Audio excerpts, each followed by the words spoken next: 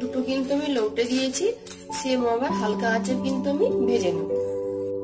চিকেনের ফিঙ্গার গুলো দেখুন লাল লাল করে ভেজে নিয়েছি, এবার আমি জায়গাতে তুলে নেব। এইভাবে বাকিগুলো আমি ভেজে নেব। আমি আরো দুটো দিয়ে দিলাম 1 চামচ মতো বিট নুন, অল্প একটু সরষের তেল দিয়ে ভালো করে আমি পেস্ট করে নেব। ধনেপাতা চাটনিটা আমি ভালো করে বেটে নিয়ে চলে এসেছি। দেখুন সব চিকেনের ফিঙ্গার গুলো ভেজে আমি প্লেটে সাজিয়ে নিয়েছি। তার সাথে নিয়েছি ধনেপাতা চাটনি আর স্যালাডে নিয়েছি শসা। দেখলেন তো এই চিকেনের ফিঙ্গারটা আমি কিভাবে বানালাম।